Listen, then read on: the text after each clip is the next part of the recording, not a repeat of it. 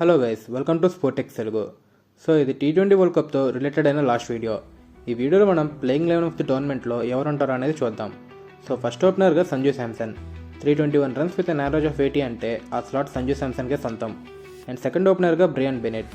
ఇక్కడ చాలామంది ఫర్హాన్, మాక్రమ్, పతుమ్ నిసంక్ అని అనుకుంటారు, కానీ బెనెట్కి మాత్రం ఇది డ్రీమ్ వరల్డ్ కప్ అని చెప్పొచ్చు. 6 మ్యాచెస్లో 292 runs and average of 196 and 6 ఇన్నింగ్స్లో 4 times not out. Australia, Sri Lanka, India లాంటి స్ట్రాంగ్ అపోనెంట్స్తో కూడా చాలా బాగా ఆడాడు. అండ్ నెట్ 3లో షమ్రాన్ హెట్మేర్. ఈ ప్లేస్లో ఇషాన్ కిషన్ని పెట్టాలని అనుకున్నా, కానీ హెట్మేర్ కొన్ని మ్యాచెస్లో ఆడిన నాక్స్ నాకు చాలా నచ్చాయి. ఫర్ ఎగ్జాంపుల్, ఇండియాతో మ్యాచ్లో వరుణ్ చక్రవర్తిని డైరెక్ట్గా అటాక్ చేయకుండా ఒక ఓవర్లో ఎక్కువ టూస్ తీసుకుంటాడు. ముందు హెట్మేర్ అంత ఫిట్ కాదు, బౌండరీస్ మీద ఎక్కువ డిపెండ్ అయ్యేవాడు, కానీ ఈసారి మాత్రం సెన్సిబుల్ అప్రోచ్ కనిపించింది. ఇషాన్ని టీంలో సెలెక్ట్ చేయకపోవడం నాకు కూడా కొంచెం ఇబ్బందిగానే అనిపించింది. అండ్ నెట్ 4లో డేవిడ్ మిల్లర్. ఇది చాలామంది షాకింగ్గా ఉండొచ్చు. వరల్డ్ కప్ స్టార్ట్ అయ్యే ముందు మిల్లర్ అంత మంచి ఫామ్లో అయితే లేడు, కానీ సెమీఫైనల్లో తప్ప మిగతా అన్ని మ్యాచెస్లో కాంట్రిబ్యూషన్ ఇచ్చాడు. ఎస్పెషల్లీ ఇండియా మీద ఆడిన కౌంటర్ పంచ్ నాక్ మనం చూసాం. అండ్ నెట్ 5లో విల్ జాక్స్ లేకుండా ఈసారి T20 వరల్డ్ కప్ టీమే ఉండదు. 4 man of the matches award గెలిచాడు. ఇంగ్లాండ్కి వరల్డ్ కప్లో బ్యాక్ బోన్ అయ్యాడు అండ్ బౌలింగ్లో కూడా చాలా ఇంప్రూవ్ అయ్యాడు. And net 6లో Shivam Dubey.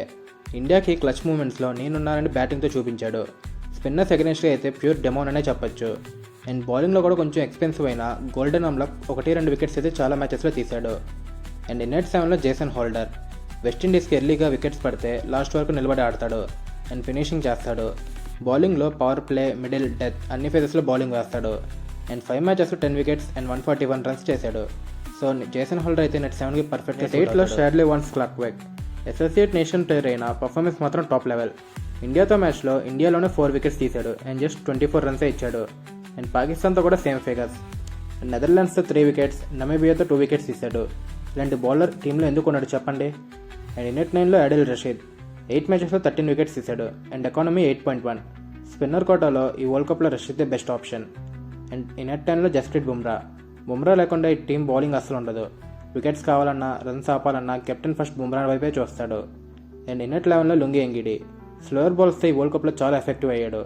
And change of face డెలివరీస్తో బ్యాట్స్మెన్ని కంప్లీట్గా అవుట్స్మార్ట్ చేశాడు. సో గైస్, ఇది నా playing line of the tournament. కొంతమంది ప్లేయర్స్ మిస్ అయ్యారని నాకు తెలుసు, కానీ ఇది నా బెస్ట్ పాసిబుల్ ప్లేయింగ్ 11.